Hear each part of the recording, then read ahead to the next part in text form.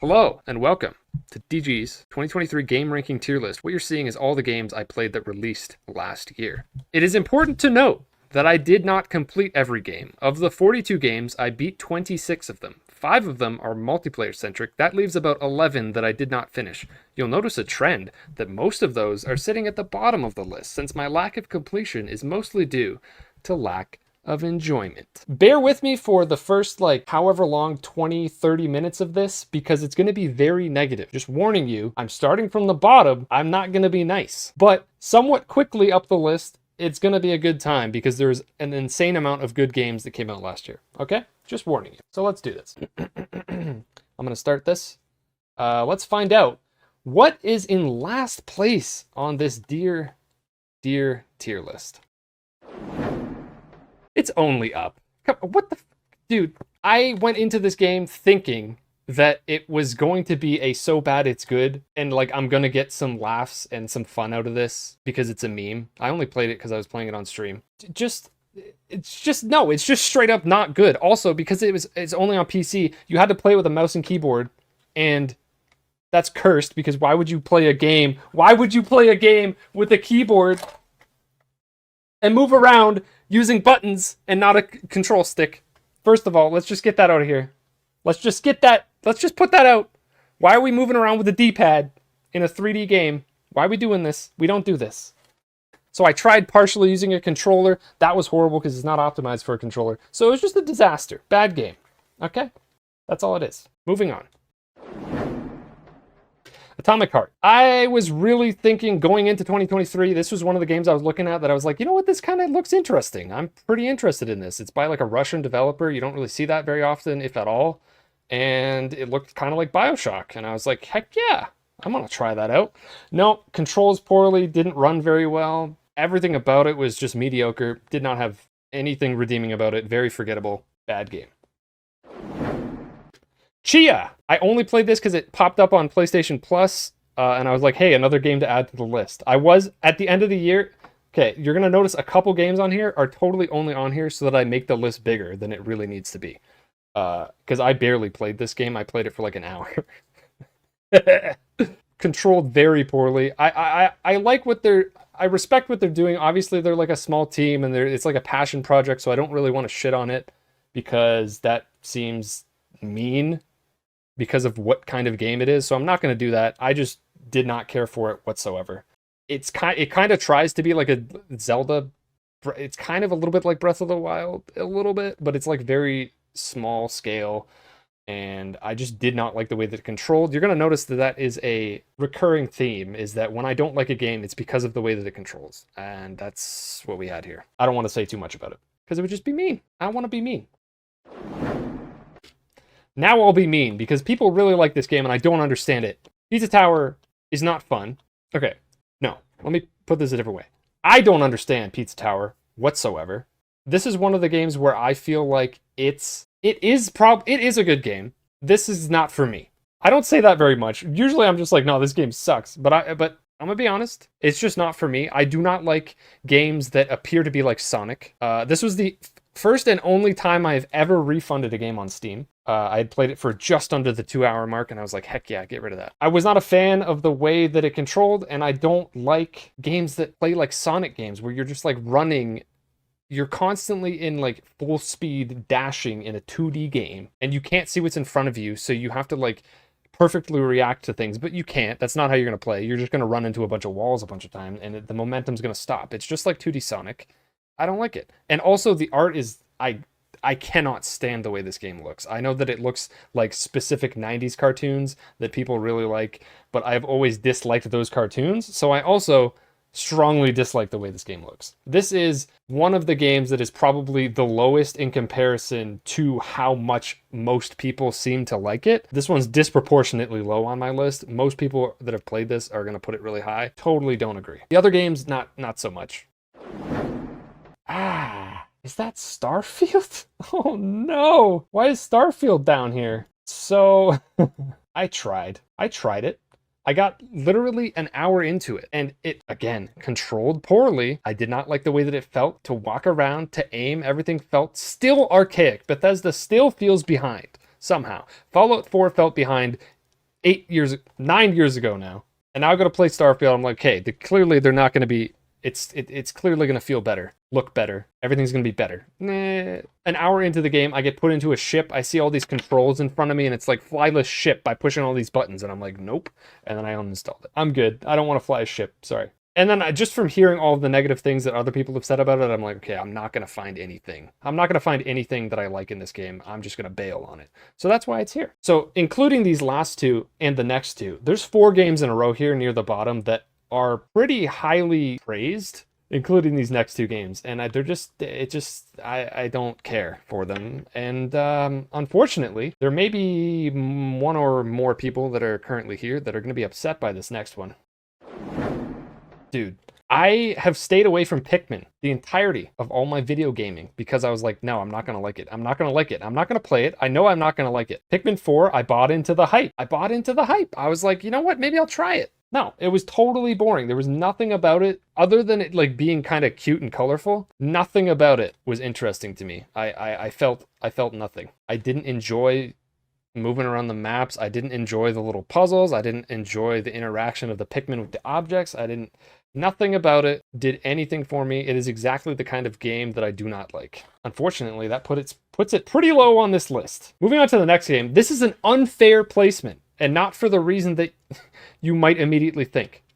I'll explain. Again, I was trying to beef up this list. Let me just say this list is going to be more credible as we go up the list. I've played this game for maybe half an hour. But I watched a lot of it because Megan played it, and I just like kind of touched on it a couple times to see what it actually felt like to play. I feel like it was totally serviceable. Again, doesn't control very well. It just feels very basic. To me, this is how I feel about this game. Hogwarts Legacy is the Mario movie of video games. What do I mean by that? People that like Harry Potter play this game and they're like, oh my god, look at that. Oh, this is that thing. Oh, oh my god, did you get that? Oh my god, I love that reference. Oh, that's my favorite part of that book or that movie. Oh. And that's what the Mario movie was. The Mario movie is not actually that great of a freaking movie.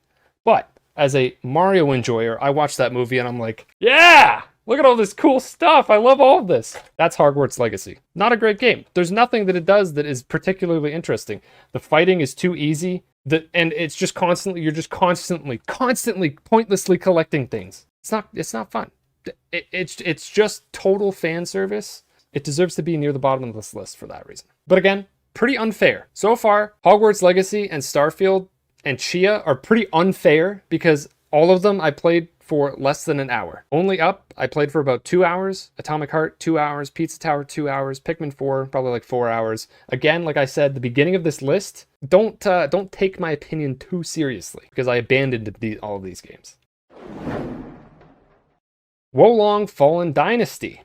Now, I thought that I was going to enjoy this. This looked like, I believe this was Ninja Theory. I forget exactly. There was a whole lot of weirdness going on with like Koei Tecmo, who's publishing, who's developing, I don't know. Anyways, coming from a similar direction as Neo, I was like, you know what? Okay, maybe I liked Neo and Neo 2. They were fine, but I did not like them as much as other people. But I was like, okay, maybe Wolong is going to do it for me. It's a little bit different. No, it's another bad take on the Souls formula. Ninja Theory does not understand how to make a good feeling Souls-like game. They keep doing it, I'm going to say wrong. They're doing it their own way, but I don't like it. I don't like it. It just feels very stiff and awkward. It does not control the way I want it to, and for that reason, I gave up on it. Again, a few hours in. Again, keeping in theme with games I barely played. Let's move on to the next one. In one of the biggest moments of FOMO ever, I bought this for basically no reason and then proceeded to be like, you know what, it definitely is better than the first game, but it's not good. Like, I don't care to keep playing this. I realized pretty quickly that I don't care about the characters in Nickelodeon, so I don't care about this game. It's a totally fine video game, and I think they actually pulled off what they're trying to accomplish very well, but I personally do not care about Nickelodeon characters, and I feel like, unless it's one of these games, these Smash likes, if it doesn't have video game characters as the roster, I don't care, because I just don't care about these other characters. I don't care if there's DC characters, I don't care if there's Marvel characters, Disney characters, Nickelodeon characters. Who cares? I want video game characters, because video games are the best medium. That's how I feel. and that's why it's there. All right, we're out of the games that. So each of these, I tried to like categorize them within each letter, like together.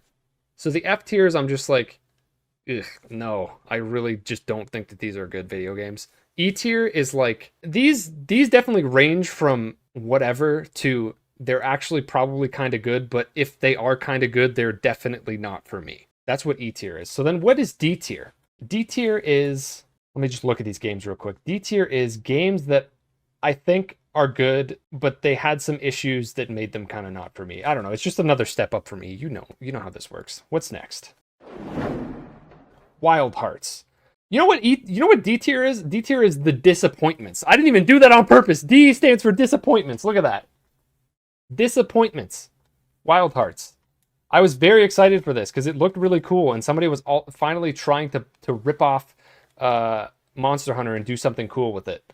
And they kind of did, but it runs poorly on PC specifically, which is where I played it with Scion. We did some co-op, and it was kind of fun. And I was like, you know what? I would actually like this game if it didn't run poorly. And it does. But I think, upon some research, it runs poorly on PC specifically, which makes me sad that I wasn't able to play it on PS5, because I think I would have had a better experience, and it would have been higher up. But then I wouldn't have had anybody to play it with on PS5, so maybe not. Anyways, disappointing performance on PC through Game Pass. Otherwise, could have been a good game, and probably is if I played it somewhere else. What's next? Like Pizza Tower, we have a game that is disproportionately low on this list compared to what seems to be the unanimous opinion of the internet. For some reason, everyone loves Metroid Prime. I don't know why. This is my first time playing this game.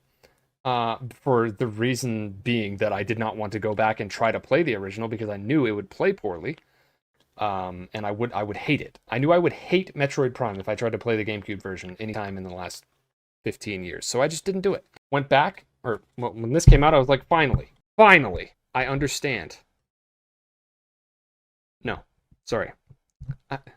That's what I wanted to feel. I was like, finally, I have the ability to understand. Let me clarify. I don't understand. There's nothing. This game, okay, if I were to have played it in 2001, I could see me really liking this game and then coming back to play it right now and being like, okay, it's not as good as I thought it was, but I still really like it because I have nostalgia for it. Nostalgia removed, this game is just whatever. The backtracking is just annoying. There's no other way to put it. Trying to find your way on the map is just annoying. It's way too easy to get lost. It's way too easy to not understand where you're supposed to be going in the first place. Everything else about it is just mediocre. The movement is like okay. The shooting is awful. It's obviously a lot better than, and the thing is that it's obviously a lot better than it was in its original form. And I can credit it for all that. But there's another game. Technically, this is not a remake, but I also look at it and I'm like, they did so much effort.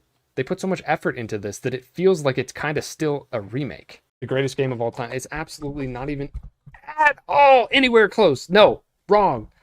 Impossible. There's not very many things this game does that are interesting. And I don't want to stick on it too long, so I'm going to move on to another disappointment, but in a little bit of a different way. This one's kind of unfair.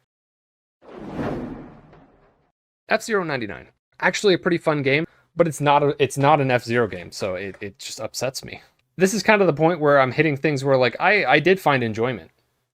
We're this low. There's so much more left to this list, but this is kind of like the conversion point where it's like, no, I enjoyed this game for the time that I spent with it, but also it's not an actual F-Zero game, so I'm disappointed in it, and it's pretty basic.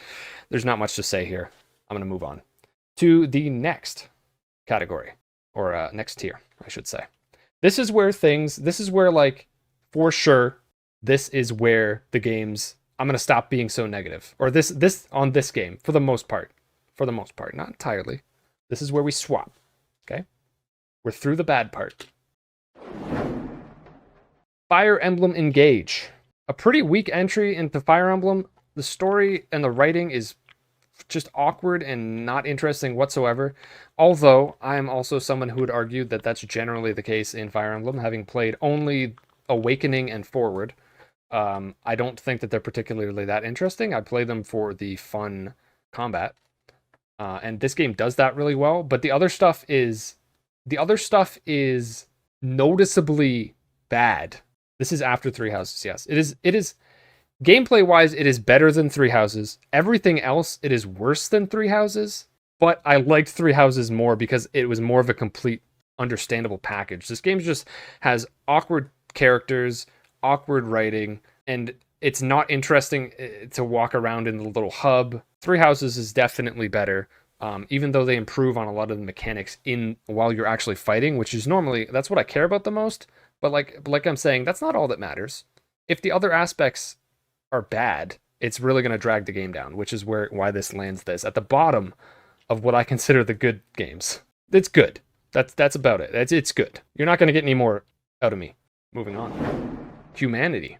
I actually like this game quite a bit, but again, it's purely just a puzzle game, and I don't like puzzles. So after like 5 hours or so, I bailed on it because I was like, I just want to get to the other games that I'm playing. There's just a lot of just sitting there staring at the screen thinking that I was like, okay, I get it. I think that certain people are going to really like this. It's it's very high presentational value for sure, which I appreciate a lot because, I don't know, that's really important to me in certain games. It's just very clean. I like that. It does make you feel very smart when you solve things. I might get back to it at some point. I don't know. But that's why it's there. I'm kind of wondering if anybody here even knows what this game is. This is a game I played like last month. There's a lot of games I played last month. I was like going hard to add games to this list in the last 2 months, I should say. Trepang 2 is a really interesting shooter that apparently is like Fear, which I've never played. But to me, it's like Doom, but with slow-mo, and it's also like Shadow Warrior, if you know what Shadow Warrior is. But apparently, it's made by like 4 people in Vancouver, I think, in Canada. So that was kind of cool to notice. I didn't know that until after I bought it, and then I was like, oh, that kind of makes this even more fun and interesting to play. It's obviously not that great. But it's just like super fast-paced, high-octane action. If you like shooters, just like ridiculous shooters, you'll probably find something to enjoy here. But like I said, opposite to Humanity, very low production values. There's only a few people that worked on it. It doesn't look very great. It does run well. Yeah, you can tell that only a few people made it. But I do think it's pretty cool. So shout out to Trepang 2. Counter-Strike 2. Another shooter. I mean, I had a good time with this. But being forced to play with keyboard and mouse, basically, I don't know. I knew it wasn't going to last very long for me. And also I wasn't really playing it with anybody. Kind of an unfair opinion to throw out here. I think that if I'm just being super objective about the quality of games, this game should be higher than this. But for my own enjoyment and what I got out of it, because it's on PC and like just because of my own biases, this is where it sits. And also, by the way, this tier is where there's a pretty significant jump now. Now we're into the definitely good games. CS players would rank it way lower. See, okay, that's going to start a whole new conversation, but I call BS on that. Just entirely. New games are almost always better. Don't at me. All right, moving on. That scared me. Why did that take so long? Okay, I don't know if I messed something up there. Gravity Circuit. Another game I just shoved in there in the past couple months. Very cool game. Let me just throw out this fun little tidbit of knowledge. I actually had like 12 more categories that I was going to do for the awards. And then over the last, like, before I started making the video, I scrapped about 10 or 12 of them. One of them I was considering doing was like most tight platforming, and I was going to give this the win for it. Very cool game, very Mega Man. If you like Mega Man, you will 100% like this game. Apparently it's more like Mega Man X, which I have not played. I've just played the first few Mega Man games. It's literally just Mega Man, but it controls super well. Very precise platforming, very... there's like a grapple hook, and you got dashing, and you got shooting, and you got jumping from platform to platform, but it's very precise. I'm gonna nail that down. Very important. If you like precise platforming, you should definitely check this game out. It does a great job. And there's all the like power-ups that you would like, just like Mega Man, where you obtain these different power-ups and then you can use different powers. Very cool. Very good music too. Sorry, Nintendo fans out there. I got Super Mario RPG relatively low on this list, I guess. But even though it's pretty high also at the same time, because again, like, these are all games that I thoroughly enjoyed. There's just so many incredible games last year that this is this low. I think at the same time, it did expose a little bit how basic this game is. It does kind of knock down my opinion of it generally in my head, because I'm like, oh, this is all this game was? I don't know. Obviously, the original was, I've always had a very fond spot for it, and I think it was fantastic for when it came out. Now it's kind of similar to Metroid Prime, where it's like in 2023, this game is just, it's good. There's a lot of aspects about it that I like. It's not anything special anymore, outside of being like showing where the Mario and Luigi and Paper Mario franchise kind of really came from, and doing some of those things in a really great way still. But this is where it ends up. Another game that I liked quite a bit, Cassette Beasts. Great game. Great game that's somewhat similar to Pokemon, of course, and I think they pulled it off great. The designs of the characters are really cool. I like the exploration. The music is great. The writing is pretty bad to me. Did not care for it whatsoever. But everything else, I don't know, it's just a good time. If you like games that are kind of like Pokemon, there you go. Definitely play it. Cocoon! It made it to B tier. The only reason I played this is because it would not stop popping up in people's discussions of Game of the Year and stuff that I was watching. And I was like, all right, I feel like I'm missing something here. I gotta try it. And I'm kind of glad I did, because it's not the type of game that I would normally like. I guess it comes from some of the people that did like Inside and Limbo, which I was totally just like whatever on. I don't think that people love those games, and I'm just like, whatever, they're kind of boring. But Cocoon was more interesting and more engaging with its puzzles to me. And it was very pretty. I think that did a lot for it too. I already talked about it a lot with the awards, so I'm not going to hang on it too long. And then last, Street Fighter 6. I had quite a bit of fun with Street Fighter 6, and I think it's great. Again, if this were more of an objective list, this might be higher, because I think it's a really great fighting game. I just, at some point I fell off of it because I don't like to keep playing a game and like perfect myself at it, because if I did, I wouldn't have played all these other games. Basically, the reason that Street Fighter 6 is this low is because I played all of these other games. I don't know. Like, it's great. I think they did a great job. They pulled me in. I've never wanted to play a Street Fighter until this, and I enjoyed my time with it. Now, okay, here's the real separation. This is the true separation of the list. This is where the big boys come to fight. This is where it turns into great. We go from good to just, these are some real good video games. And there's so many of them, because last year was so good for video games. Getting into the really good games here. Dead Space. I really liked Dead Space. I really liked Dead Space when it originally came out, and I really liked the remake. I think they did a freaking amazing job with it. I really, honestly, don't have anything negative to say about this game, and it is this far down on the list. That's where we're at. I don't know. I don't think I liked everything about this game. I think it's a fantastic horror game, a fantastic remake. It looks great, runs great, sounds very great. Sound is probably like the biggest standout. Feels good to play. It's spooky. I mean, again, Dead Space is one of the best horror games ever, so I got nothing. It's great. Okay, I'm just gonna keep saying that. Let's move on.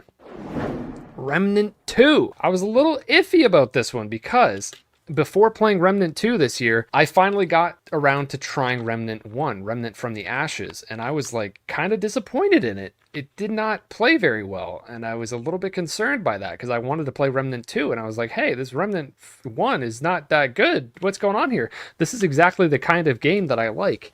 It's a shooter, and it's got like Souls elements. That sounds like a perfect game for me.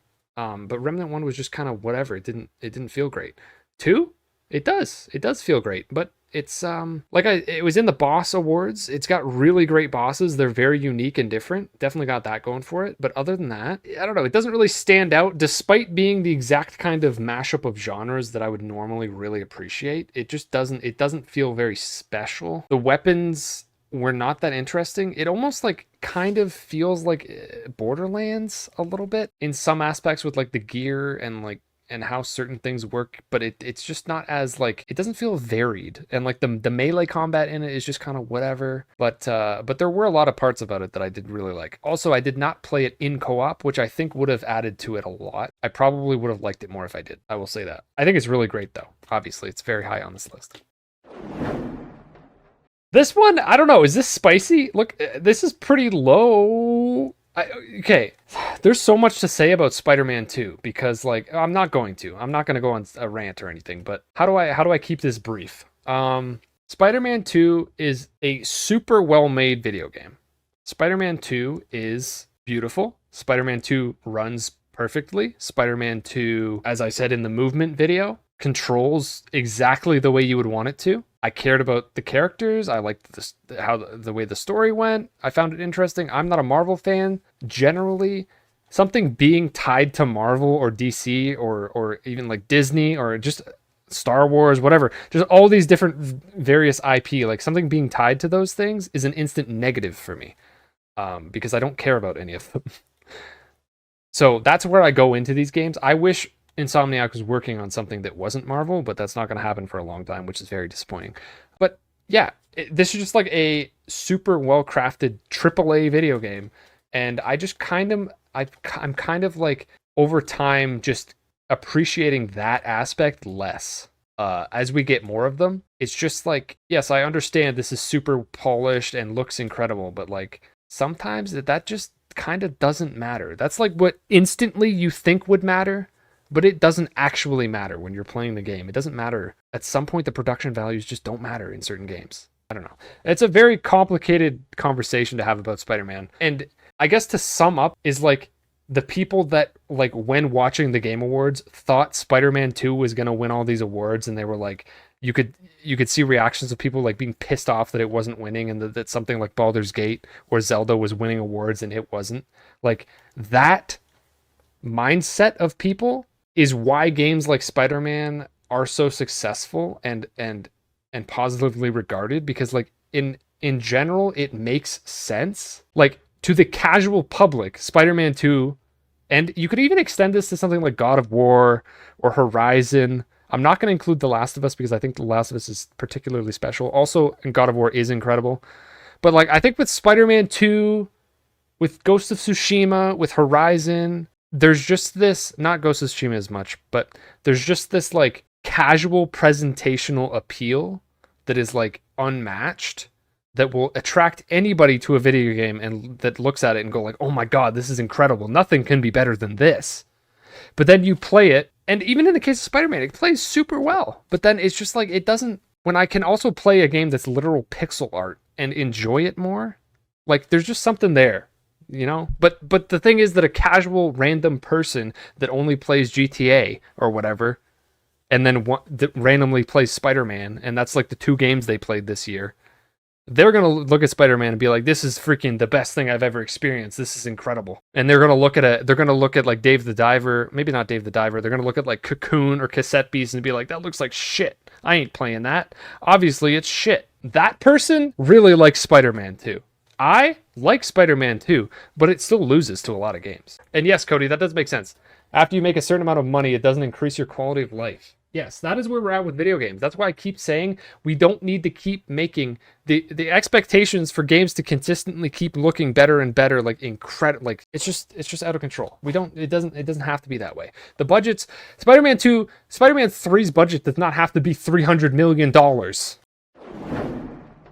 Ghost Runner 2. Similarly to Spider-Man 2, controls absolutely fantastically. What a freaking amazing game in terms of what it feels like to go from point A to point B. I gave it the award for the movement for a reason. It's one of the best controlling games ever. Put it in the same category as Neon White. Absolutely. This is an improvement on the first game. The Ghost Runner 1 was great also, but Ghost Runner 2, pretty much better in every way, except it's got this awkward, like, the voice acting's pretty bad, like worse than probably almost all the games on this list so far.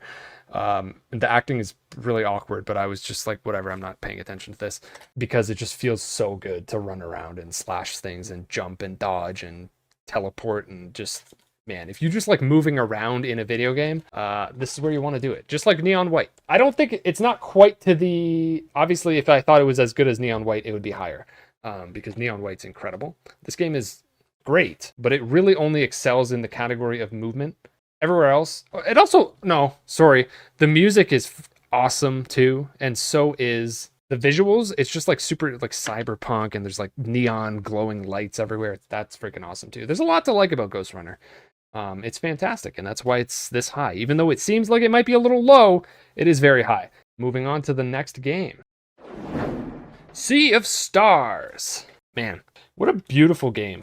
Beautiful music, beautiful pixel art. I don't know what else to say about it. It does RPG mechanics in a great way, just like the Mario RPG franchises do, and I love it for that. It makes engaging in fights way more interesting, and it was just a great experience from beginning to end. Outside of, there were some aspects I did not like about it that kind of hold it back from being a little bit higher, in that it's got like good in the moment exploration in each area that you're in, but overall on the grand scale of the game, it's very poorly designed in terms of like being able to revisit areas that you've already been. Even though it encourages you to do so, it's very awkward to move around in the world, and that kind of frustrated me more than once. But outside of that, fantastic. Yeah, that's exactly right, Graystar. Sea of Stars higher than Spider-Man 2. Although, like I said, to me, this B plus tier, they're not necessarily above or below each other. I didn't really order them.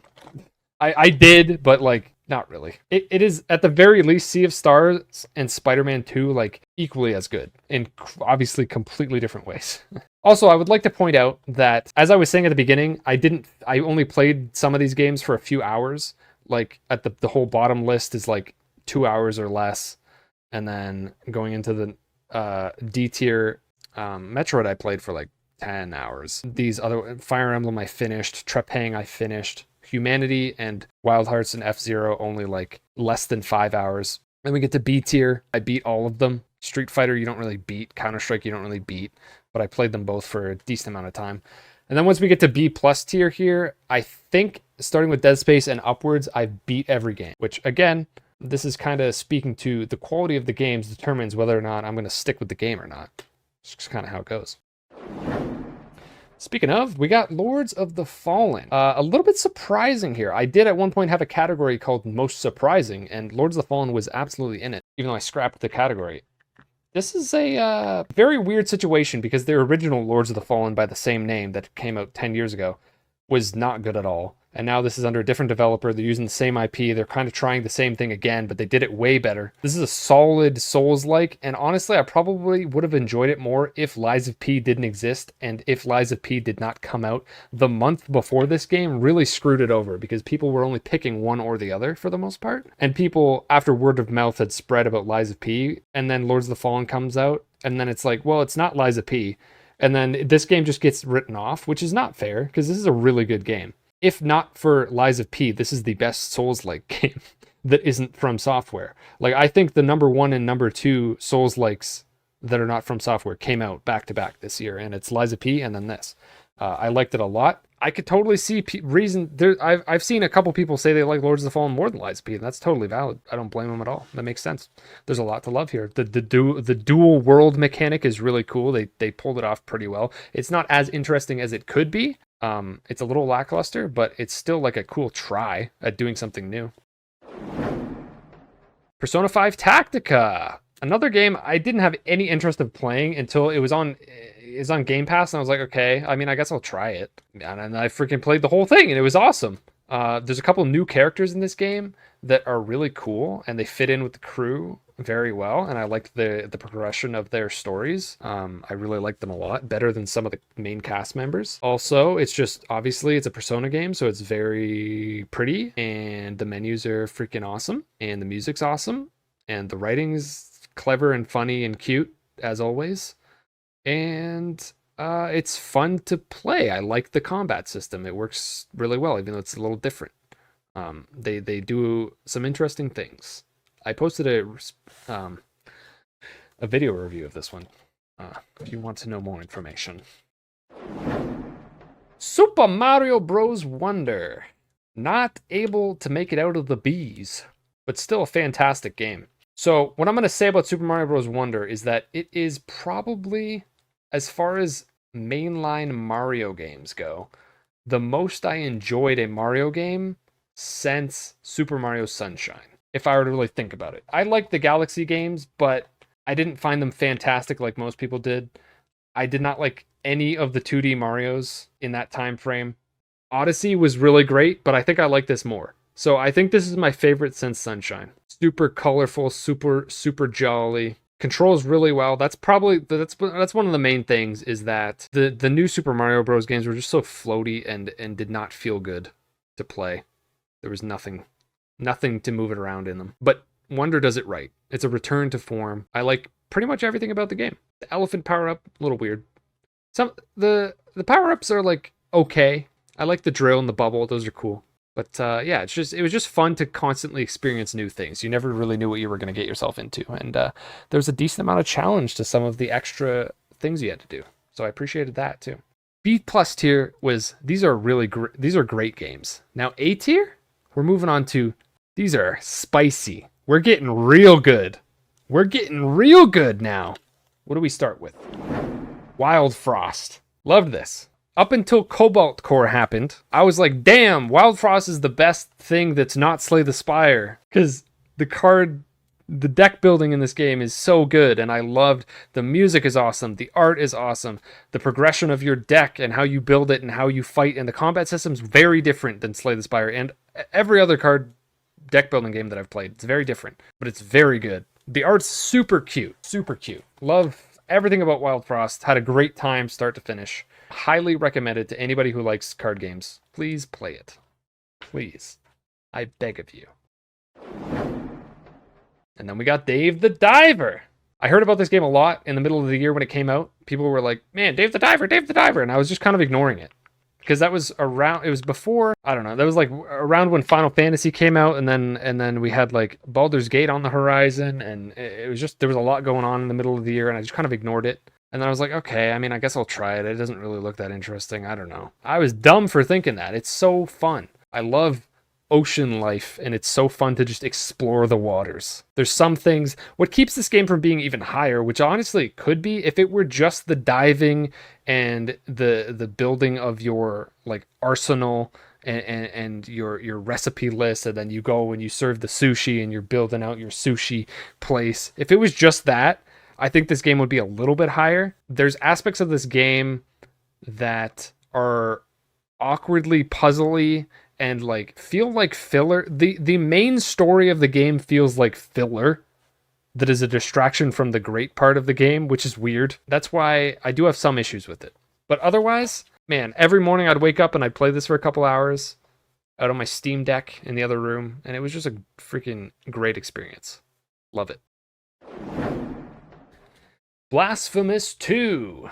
Again, a game I just wasn't even going to play, and then nearing the end of the year, I saw it mentioned a couple times here and there, people being like, this game is really good. This game's really good, don't ignore it. So I was like, okay, I won't ignore it. And yeah, it's literally, I didn't even play the first one, and I think most people think that the second one's better. Although I've seen some people go back and forth about liking certain aspects of the first one. Whatever.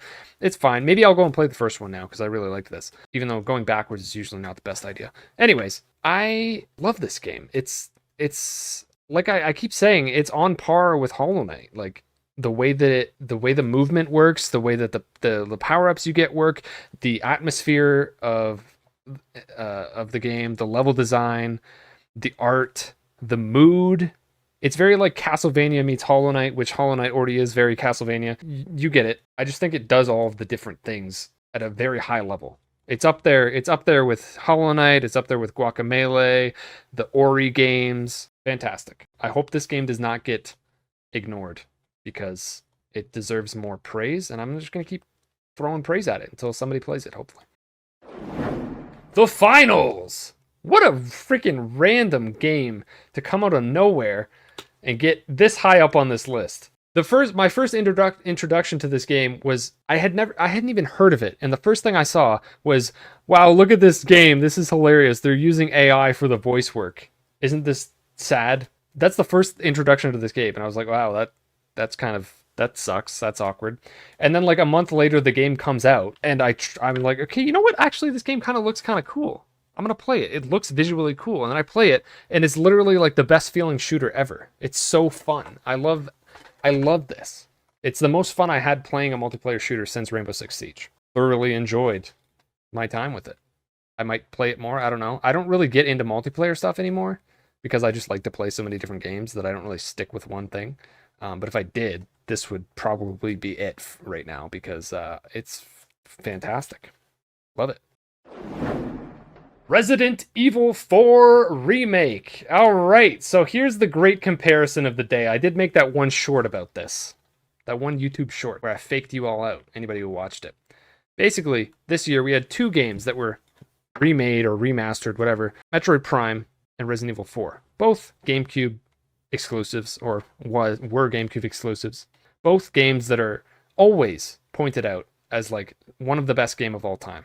Both of them, if not the best. Some people frequently, both of these games, best game of all time, best game of all time. After now having played both of them in a modern format this year, I can tell you with certainty, Metroid is nowhere near that title. And Resident Evil 4, you know, people were correct. I know that if I went back and have played the original, I probably wouldn't have liked it that much because I have problems with going back and experiencing like old control formats. I would not have enjoyed it. But this, in modern Capcom fashion, turning this game into just pure excellent combat, just the feeling, every aspect of it. How it feels to shoot, how it feels to aim, how it feels to move, how it feels to solve puzzles. And I don't particularly care about the characters and the acting in the game. It's a little bit, it's good. It's nothing special, but everything else about it, fantastic. I can totally see how The Last of Us came to be when I look at a game like this. I already experienced that when I played Resident Evil 2 Remake, because similarly, it was really great. But this is on a slightly higher level for sure. Resident Evil 4 Remake is like on par in every way except the characters and the story with like The Last of Us, and that's a very high praise to give. But obviously in The Last of Us, the characters and the story elevate that to an entirely different level. But in terms of just like being a solid game at the heart of it, Resident Evil 4 is pretty perfecto. Final Fantasy 16. Can't quite make the S tier because this game is fantastic in a lot of ways, but it doesn't feel like a Final Fantasy game in a lot of ways. It's very light on RPG. This game, it's weird. Final Fantasy 16 and God of War Ragnarok and God of War 2018 have a lot of similarities, except for some reason, the God of War games are more of an RPG than Final Fantasy 16 is, and it's a little weird. It's very weird. It's weird that God of War has that many RPG aspects thrust into them, and it's weird that Final Fantasy 16 has that many taken out of them. It's like backwards. But otherwise, man, this game was quite a romp. Like I said, the voice acting, stellar for a few of the characters. Absolutely top tier. I loved the story overall. I loved the fighting, even though it was too easy. It is too easy. That's why it's not an S tier game. It's just too easy. There's aspects of the game that are slightly boring. The side quests, not that interesting, but the combat and just the spectacle of this game is so high that it just like it just constantly had me hyped. And the music, if I did a music award, it might have won. Although I opted to not do a music award because there were so many good games with music that I couldn't deal with it. I couldn't do it. Let's move on to S tier. We're almost there. We're almost there, folks. Armored Core 6. Holy poo, boy. Man, freaking amazing. From Software does it again. A game entirely different to obviously all this other stuff they've been doing with the Souls games. They return to this franchise that I never played, that they have made plenty of before. Obviously, this is number 6. I think there's more than 5 other ones, though. Anyways, did not think I was going to like it despite loving From Software. I was a little concerned because if it wasn't From Software, I wouldn't have touched this game. I'll tell you that right now. Hey, I'm glad that they got me to play something like this because it was great being in a mech. Pretty wild. It's super fun to customize your mech. The scope of the game, similar to Final Fantasy 16, is like massive, and it's really cool. So I love that. From Software has everything to do with Armored Core 6 being an S tier. It's entirely their fault, in fact. Alan Wake 2. When I played Alan Wake 2, it immediately went to what I thought was going to be third place for the year. I was like, Alan Wake 2, this is number 3. Lock it in. And then over time, as I thought about it, I bumped it down a little bit. But, man, I did not play Alan Wake 1. Let's get that out of the way. I tried Control. I did not like Control. I did not play Quantum Break. I did not play any of Remedy's earlier games, like I believe they did Max Payne. I'm not a fan of Remedy. Now I am. I was not a fan of Remedy. I wasn't even going to play this game. Then it came out. Everyone was like, oh my god, Alan Wake 2 is incredible. What is going on? How is this game so good? Blah, blah, blah, blah, blah, blah. And I was like, oh boy, I got to play it.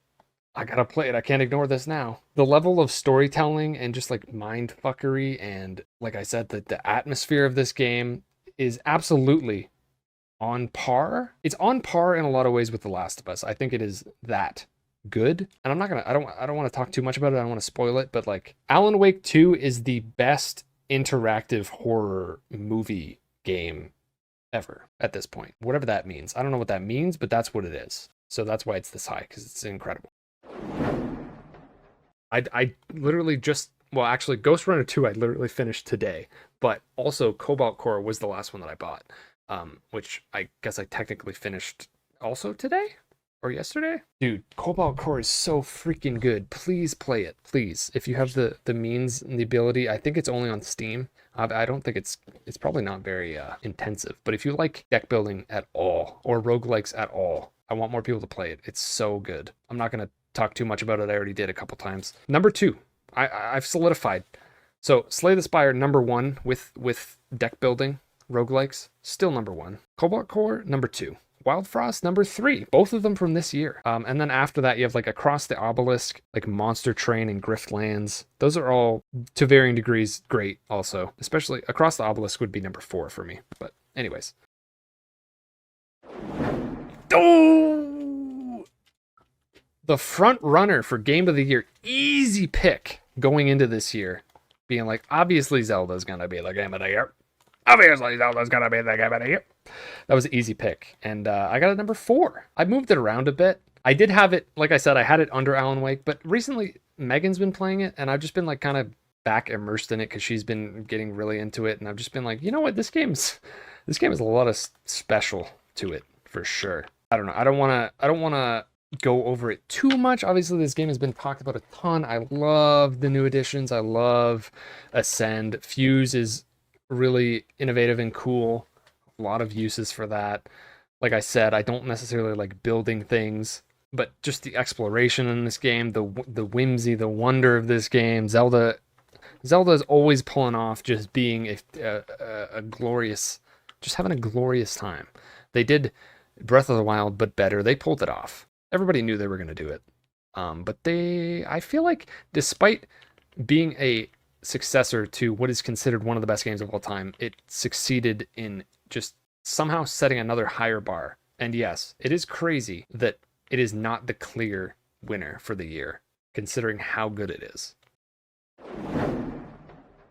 Lies of P, number 3, barely topping Zelda somehow. What a surprise. When I saw the trailer for this, I was like, damn, that looks good, but is it really going to be that good? Is it going to be as good as it looks like it could be? And oh boy, it is. Totally fits in with From Software themselves. Almost indistinguishable, not perfect, and it also adds a lot. I love the system that you use to upgrade yourself. The skill tree is really cool. The way that you like sacrifice certain things, or like, well, not sacrifice, but like the way that you build your abilities up and learn new things is really cool. Actually something they do better than From Software, because From Software doesn't really do that. And then like you have the weapon building system, and you have your arm that can do like electricity and like grapple hook. Like there's a lot of stuff in there that is better than From Software, or is not even a From Software thing at all. So that's pretty awesome.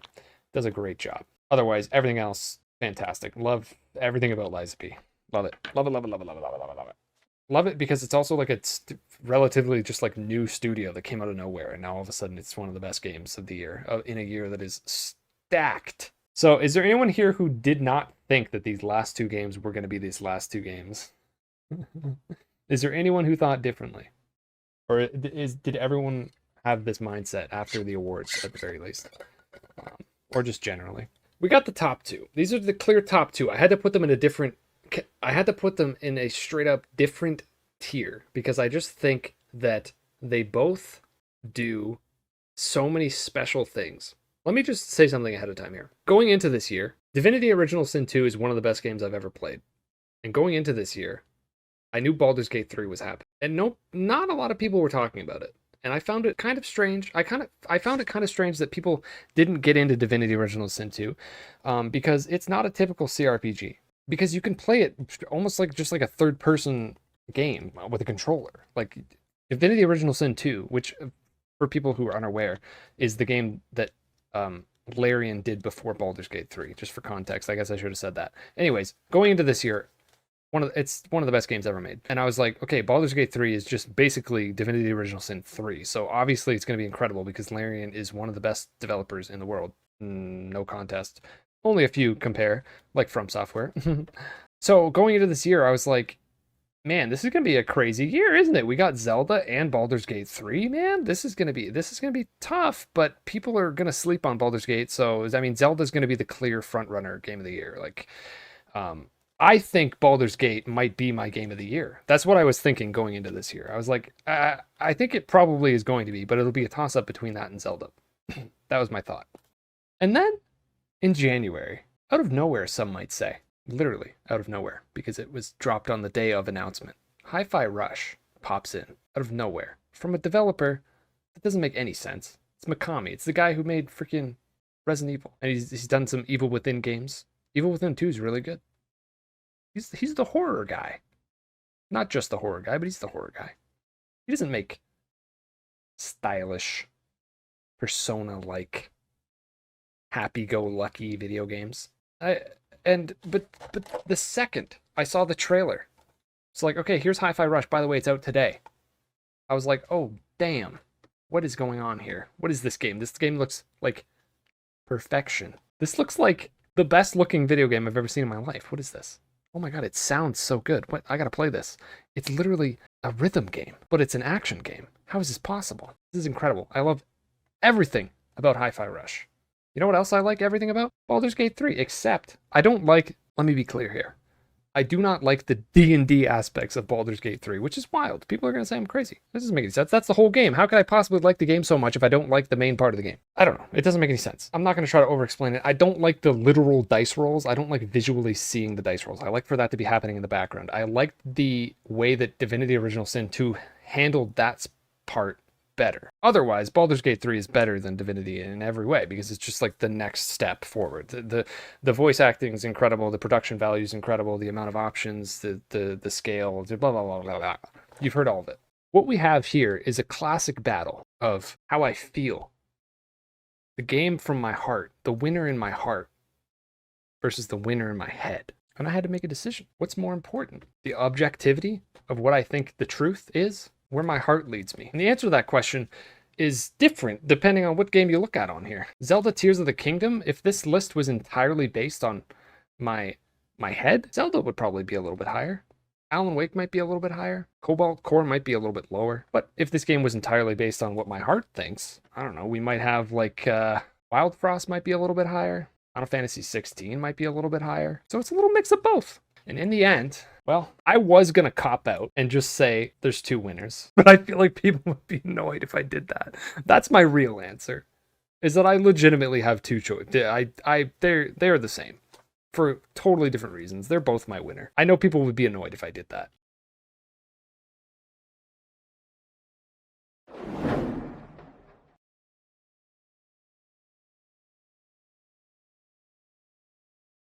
Gotta give it to Baldur's Gate 3.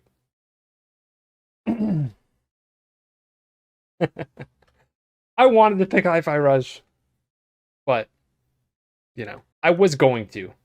At some point in the last, like, week or so, I changed my mind. But, like I said, it's arbitrary. The top, I don't know, even Liza P and Tears of the Kingdom are, like, very similar. Like, I could have put them in the higher category, whatever, I don't know.